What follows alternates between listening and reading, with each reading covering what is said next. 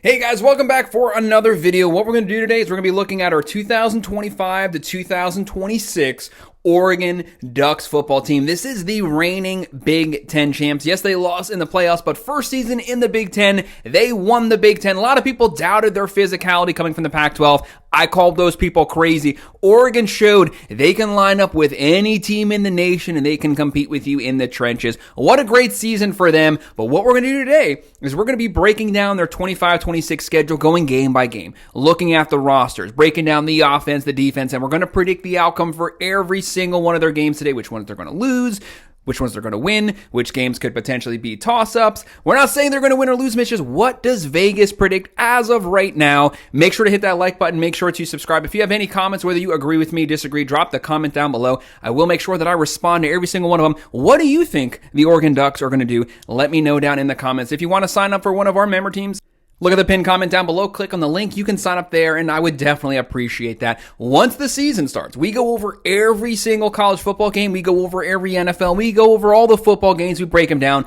we do predictions, we do best bets, money lines, spreads, over-unders for all the football games every week, the entire upcoming season. If you're a sports fan, if you're a football fan, make sure to like and subscribe to the channel. So we know what the 24-25 Oregon Ducks team did. They went 13-0 during the regular season, winning the Big Ten, and then they got to the playoffs, lost that game, finished the season 13-1. But the amount of respect this team earned from the naysayers, they got to respect him now. Dan Lanning, what a job he's done. This team has been recruiting well. This team's been working the portal as well as anyone in the nation. Yes, they lost Dylan Gabriel, went to the Heisman ceremony last season, highly decorated quarterback, played a lot of college football. But as of this season, they're going to be breaking in a new quarterback. They're going to be breaking in a lot of new starters. But this team is deep. A top 5 overall roster, according to ESPN. They are talented, and they can almost compete at every single position. You have Dante Moore, who transferred over last season. Right now, 5-star quarterback, has a lot of promise here. People love this guy's arm. We haven't seen him in real time yet, starting out a football game, so there's going to be a lot of eyes on him. Can he live up to the hype? I have no doubt that in this offensive scheme, he's going to be just fine, but it's just how long is it going to take him to fully hit his stride?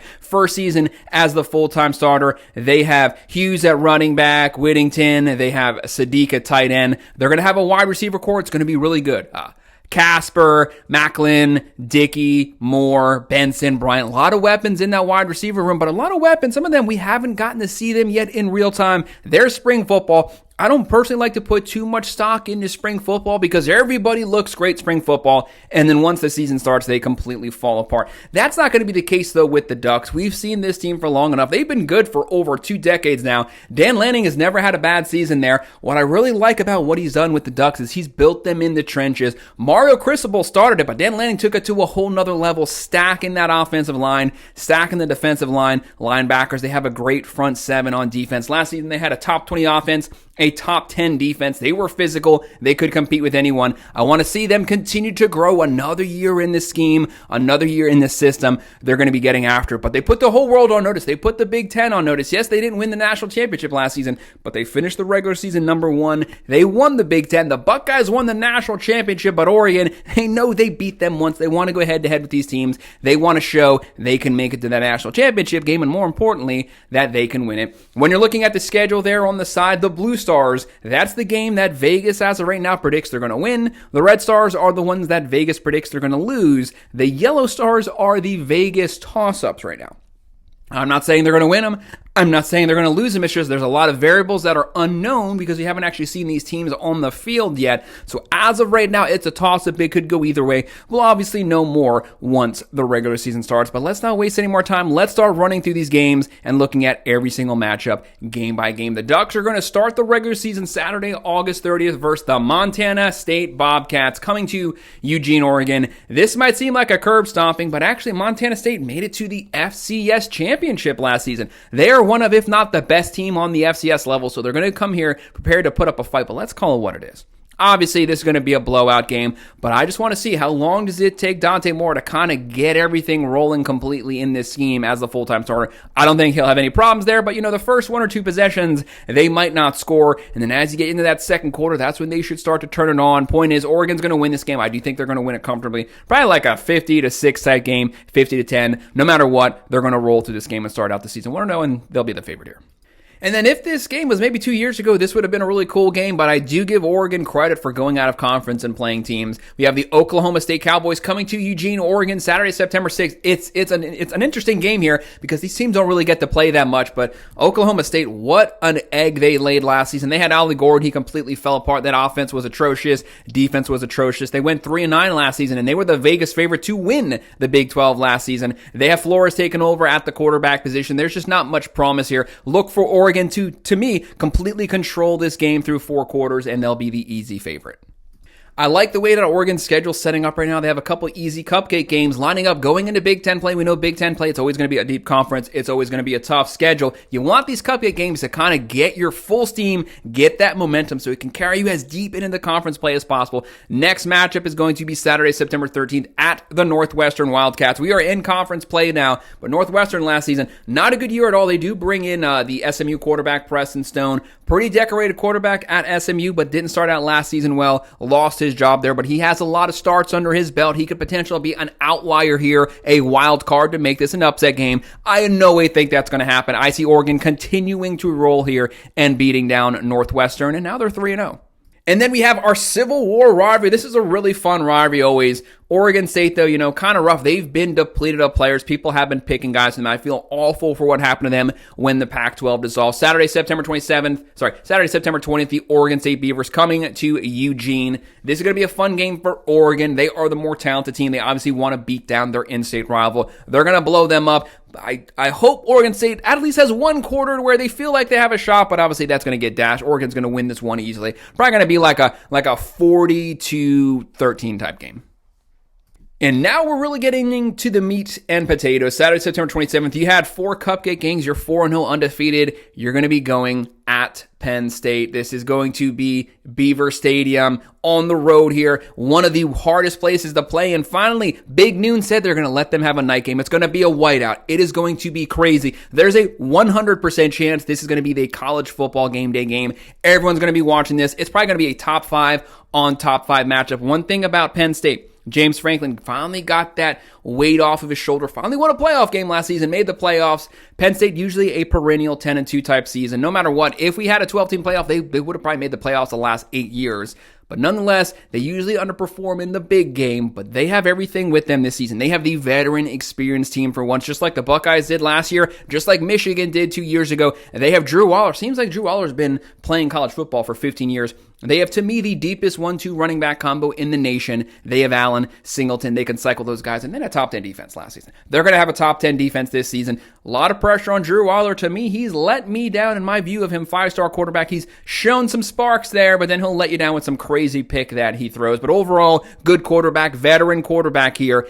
Oregon on the road. I have this game marked as a toss-up. If you forced me to pick a team who's going to win this one, I would go with Penn State winning this one. Oregon fans, don't worry. You can go 10-2 out of the Big Ten. You're still going to make the playoffs. It's not a big deal technically, but I know you want to win this one. Oregon hasn't even lost a Big Ten game since they've been in the Big Ten. This might be the first one here, but I have this marked as a toss-up just because I want to see what the Ducks look like with their first-year starting quarterback before we make a true call.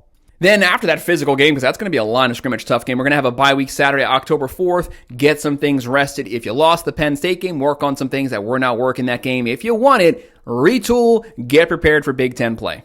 And then back in conference play, Saturday, October 11th, the Indiana Hoosiers coming to Eugene. This is obviously a team that had a great season last year. Props to them. Props to the coaching staff. Signetti, he talked a lot of trash. He was able to back it up to the playoff game. But nonetheless, this team well overperformed in a very talented Big Ten. They usually have a very easy conference schedule. But no matter what, they got to play the Ducks here. They have to play the Ducks in Eugene. They're going to have Mendoza transferring over from Cal, one of the highest touted transfer quarterbacks in the nation. How does he fill in with this Hoosiers team? We know they're going to have a probably pretty decent offense, a pretty decent defense. They are a competitive team. I don't expect to see them go 11-1 out of the Big Ten this season, but nonetheless, they're going to be a good team. They're going to be a competitive team that can make a fight of this game. Probably going to be a very close first half, but I do think Oregon's going to pull away second half. They're going to win it by at least 2 touchdowns, but it'll look close for a while. Then the talent gap will start to show itself. Oregon, I do have them as the favorite this game.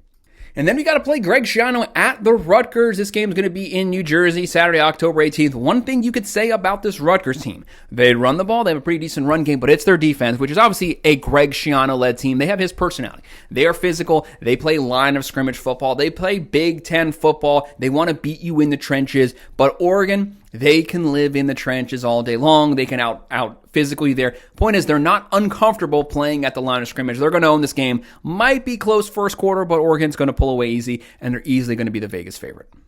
In the next game, Saturday, October 25th, the Wisconsin Badgers coming to Eugene. Luke Fickell here. Got a lot of pressure on him. We need to see some strides forward, especially on the offensive side. Wisconsin, they used to live and die at the line of scrimmage, the run game, and we know they used to always have one of the best defenses in the nation. They're not necessarily great at either one of those things right now. They don't run the ball well. Defense isn't bad, but it's not as top 20 as it used to be. But they have a lot of potential promise coming into this season to just be better than they were the last couple years. This is a team that played the Ducks really close last year, almost upset Oregon. Look for Oregon to make sure it's not anywhere near that close this year. They're going to be the favorites, and they're going to win it. Then on the 22nd, we're going to have another bye week as you continue to get deeper into Big Ten play, continue to focus on those things that are working well, and it also gives Moore some time to rest and think about where his strengths lie. And then a pretty tough place to play Saturday, November 8th at the Iowa Hawkeyes. This game is in Iowa City. This is a Kirk Ferentz team. I've been extremely hard on Kirk Ferentz because his offense is atrocious. It is from the Great Depression days. It's not good. It's not modern. Usually he's like 130th out of 132 Division I college football teams. Just give this team a top 80 offense and they can make the playoffs, but he just won't do it. He wants to run his old school way. One thing they're going to do, they're going to have a top 10 defense. They're going to have a top 10 special teams. They're going to force you to play their style of slow slogging football. You can watch paint dry these games, but it's worked for them for a really long time. They're going to play you at the line of scrimmage. They're going to control the clock. That's the thing. Keep your offense off the field. Run the play clock down to the very final second every single play and just drain it. Wear it out. Slog the football. Play field position football. They always have a great punt game. That's the way they want to play. But Oregon's capable of playing that way too. I have this game being really close, but I think Oregon's going to be the favorite team, and they're going to win it. And then another Big Ten game, Saturday, November 15th, the Minnesota Golden Gophers had a pretty decent season last year. PJ Fleck, very good coach, very underappreciated head coach. But the big issue here is there is a massive talent disparity. Usually Minnesota, they run the ball, they play good defense. But Oregon right now, just don't get caught looking at the Big Ten championship potentially to where you don't take this game serious. Then you're going to have to be on upset alert. But I'm going to take Oregon being the favorite, and I'm going to take them winning this game. Now, this next game, some people might roll their eyes. They see that I have it marked as a toss-up, but let me just explain it. Saturday, November 22nd, the USC Trojans coming to Eugene, Oregon. Obviously, both of these teams are Pac-12 teams, very, very familiar with one another. Both teams know how to play the other. Both teams know how to beat the other. The big thing about USC, it's a Lincoln Riley team. One of the best offenses in baseball. Any game could turn into a shootout. To me, he's the best offensive mind in college football. When you have him calling plays and a game gets into a shootout, if he has final possession, he always has a puncher's chance to win the game. He has D'Anton Lynn. He has a revamped defense. In my opinion, they're going to have a top 25 defense this season. They're going to be stacked at the line of scrimmage. Number one recruiting class coming in next season right now. Obviously, that doesn't help them for the 25-26 season, but it shows where the trajectory for this team is. How does Meava look at the quarterback position? First full season as a starter, a full offseason now for Lincoln Riley to kind of build his entire great offensive scheme around his personal quarterback strengths. You have Lane back. You have a lot of that wide receiver quarterback. Yes, they lost Branch, but I just want to see the USC team. I want to see what they're capable of. I want to see how they'll look. If you force me to pick a team, I have Oregon winning this one like a 60 to 40% chance. But I just have it as a toss-up here because we're completely blind on what the Trojans team is going to look like by the time that we get to this point of the season. And then closing out the regular season at the Washington Huskies, Saturday, November 29th. This game is in Seattle. This is a fun game. This is also an ex-Pac-12 game. The Huskies, which had Fish there, they're going to be a competitive team. They're going to have a good defense. The offense was kind of, slow last season. Look for that to come on here. They've been working the portal. They've been bringing in a lot of players for his type of scheme. It'll be their defense that makes this game competitive. But Oregon right now, as long as you come to play, you are going to win this game. This game is in your backyard. You are the far more talented team. I have them winning it. Might be close first, second quarter, but Oregon, their depth, they're going to pull it out in the end, and they're going to win it by at least 2 to 3 touchdowns. So that is the entire regular season. If you're looking at this, I have 10 blue stars. You'll notice I have 0 red stars. I do not see a early preseason Vegas prediction loss on this schedule right now. Their floor is 10 wins. That's a good thing. As long as you hit your floor, worst case scenario, finish 10-2, you're still making the playoffs coming out of the Big Ten. You have 2 toss-ups. Oregon can easily sweep those toss-ups and go undefeated 12-0. Penn State's the scariest team right now to me on paper during the regular season schedule. They don't play the Buckeyes. They don't play Michigan. That's a good thing for you. Oregon, very well situated to make the Big Ten championship. Again, no matter what, I do see them making the playoffs, guys. You have another shot to make a run at the national championship. That's my breakdown of our 25-26 Oregon Ducks football team. Make sure to hit that like button. Make sure to subscribe. If you have any comments, do you agree, disagree with me? What are your thoughts on this team next season? Make sure to leave them below. I will respond to every single comment. If you want to sign up for one of our member teams, look at the pinned comment down below. Click on that link. You can sign up there. And thanks for watching.